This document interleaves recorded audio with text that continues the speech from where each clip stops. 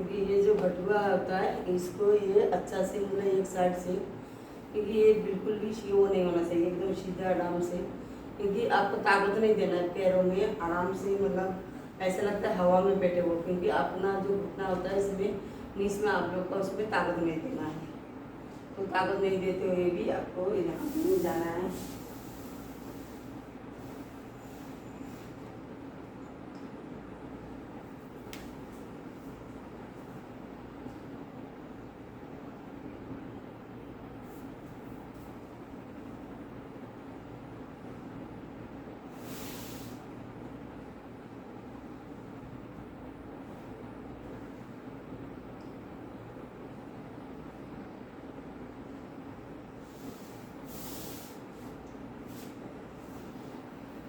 फिर से आपको इसमें बैठना है, क्योंकि जब इस बैठना है मतलब आराम से बैठना है, आपको शरीर का पूरा बोझ उसमें नहीं देना है। और इसमें हम लोग को घुटना में खड़ा हो जाना है, घुटना में खड़ा होके देखिए ऐसे एक एक करके हम लेते हैं। पहले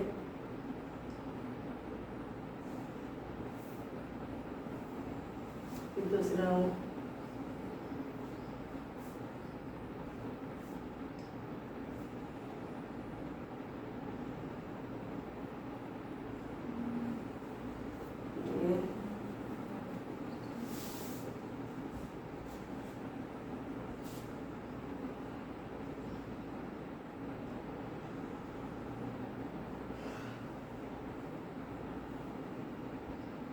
जैसे ऊँट होता है ना, उसी तरह से ऊँट की तरह ये पीठ को सीधा एकदम ऊपर खींचना है, फिर नीचे जाना है इसको। तो आपका कमर का जो दर्द होगा वो खत्म हो जाएगा। कमर का दर्द के लिए बहुत अच्छा होता है ये।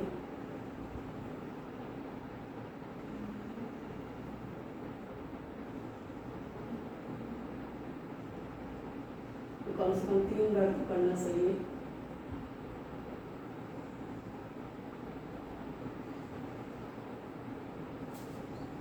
इसी तरह से इसी में रोक के फिर पैर को सीधा गर्दन को ऊपर, गर्दन को ऊपर रहते हुए पैर को इस तरह से मोड़ना है।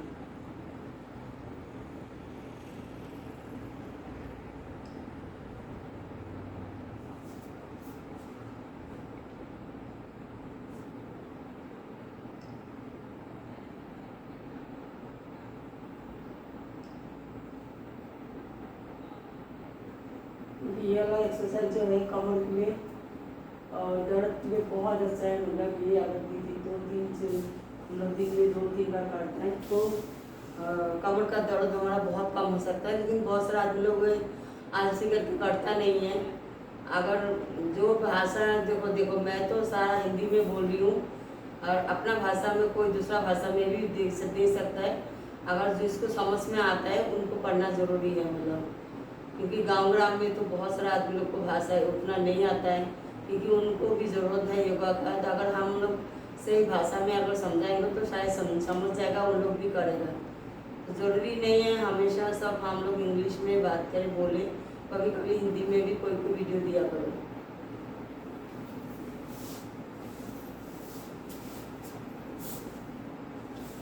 तो इस तरह से हम बैठेंगे लकवा मार के, ऐसे सीधा बैठता हूँ अभी इस टाइम में। देखिए ऐसे पैर को पूरा फैला के ऐसे ज़मीन पे ऐसे करके, ऐसे ज़मीन पे हमने पूरा फैला लिया ऐसे। तो ये हो गया।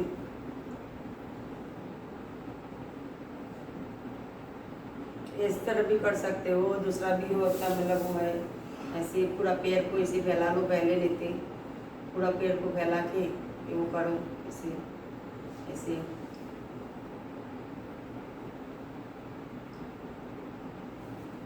क्योंकि हम लोग का पैर का दर्द जो होता है ना, पैर का दर्द के लिए भी हमें बहुत ज़रूरी है ये सब करना। और ये सब करना देखिए पैर को बहुत बड़ा स्ट्रेंथ मतलब स्ट्रेच देना है इसको। यहाँ से जैसे यहाँ से जो यही है, इसका मैं वीडियो अलग से बनाऊंगी और इसको मैं घुटना का दर्द के काम है अलग से दूंगी। तो अभी मैं ये करती हूँ वो।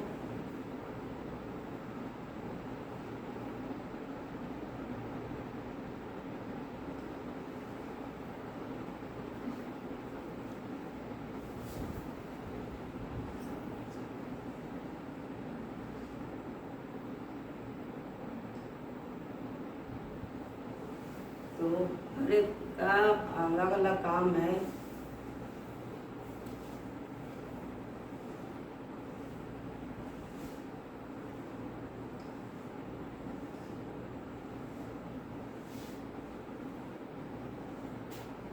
तो 10 बार तो मैंने कर लिया, तो 10 बार भी इसी तरह से हमने ये भी कर सकते हैं ऐसे करके।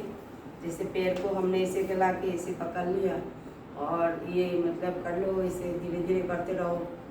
आपको जितना टाइम आप कर सकते हो इसे करते रहो। मतलब बहुत ज़रूरी है ये करना, मतलब बहुत ज़रूरी है ये, ऐसे ऐसे करते रहो। तो हम लंबा मर के से तो बैठ जाते, बैठ ही सकता है ऐसे करके आराम से।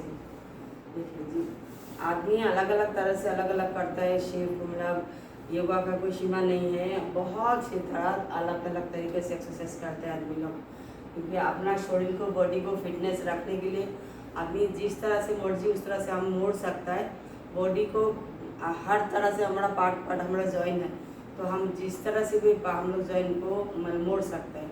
अगर हाँ फ्लेक्सिबल होना पड़े करने के लिए थोड़ा मेहनत करना पड़ेगा। मेहनत करोगे तो भी फ्लेक्सिबल हो सकते हो, नहीं तो नहीं हो सकते हैं। क्योंकि इसमें बहुत थोड़ा मेहनत लगता है। थोड़ा सा अगर 15 मिनट 20 मिनट रोज़ दोगे अपने आप को तो देखना कितना मतलब वो होता है। तो अभी हम लोग इसे करते हैं गर्दन का एक्सरसाइज। तो ये गर्दन का एक्सरसाइज हमें अभी करना है। पहले सबसे पहले हम लोग ये करता है ये हाथ का ये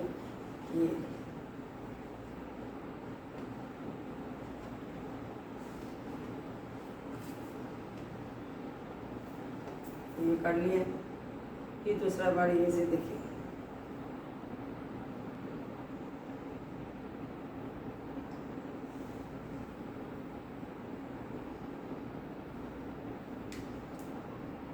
कम से कम 5 सेकंड 10 सेकंड रहना चाहिए इसमें, तभी मतलब वो होगा। फिर से इसमें हम एक उल्टा 2 3 4 5 6 7 8 9 10।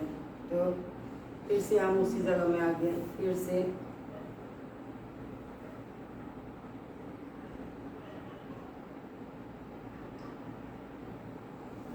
ये जो है ना हाथ को खींचना तानना कई बार हो जाता है, कम से कम 3 से 4 बार हो जाता है। तो ये बहुत अच्छा होता है, मतलब ये एक्सरसाइज में बहुत अच्छा होता है। देखिए, तो ये हमारा गर्दन सीधा है। अभी हम क्या करें, गर्दन को सीधा मोड़ेंगे, ऐसे सीधा, ऐसे पीछे जितना देख सकते हो पीछे में आप पीछे में कितना देख सकते हो, ले सकते हो। कम से कम 3 बार करूँगी।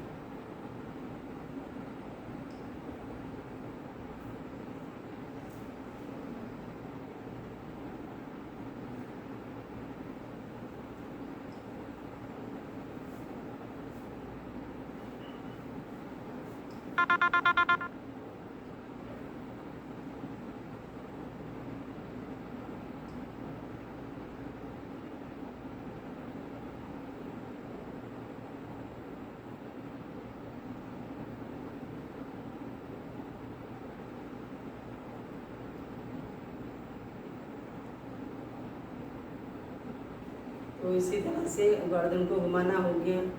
फिर से अगर आप चाहे तो हाथ में फिर से आ सकते हो इसे, अगर आपको ज़रूरत ज़्यादा हो तो नहीं चाहिए तो उसके बाद में आप दूसरा स्टेप कर सकते हो। तो देखिए दूसरा स्टेप मतलब ये हाथ को पूरा एकदम हमने फैला लिया ऐसे ऐसे करके।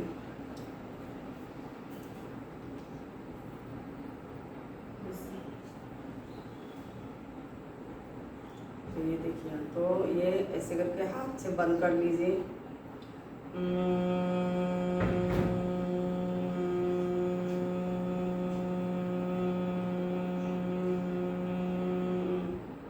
तो एक बार हमने कर लिया, ये भी ये नाक से सांस लेना बंद कर लियो करना।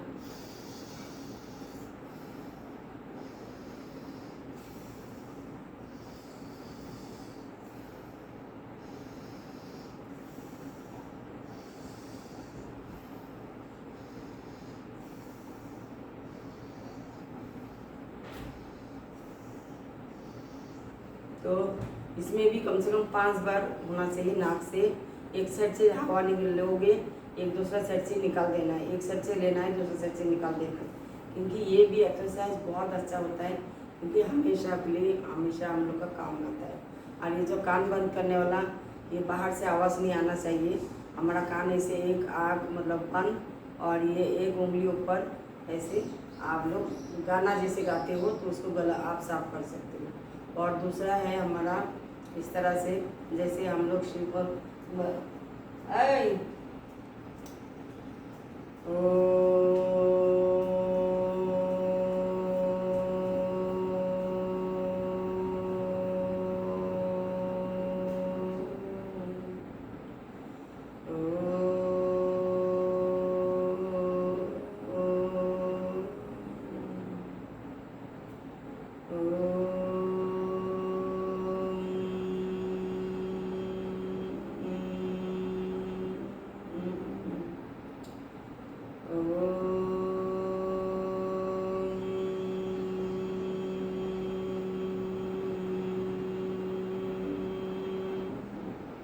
तो ये देखिए 3 बार करना चाहिए। जैसे एक बार हमने पूरा कर लिया ओम का उच्चारण कर, फिर दूसरा बार जो मुंह बंद करके हाफ पूरा मुंह खुला ओम, फिर उसके बाद में फिर से तो मुंह बंद करके, क्योंकि आपका जो अंदर का जो आवाज़ होता है ना वो अच्छा से आएगा। आप सांस लेने में बहुत महसूस अच्छा करोगे, क्योंकि महसूस होगा जब सांस कैसे लिया जाता है। आप बहुत टाइम तक सांस रोक पाओगे।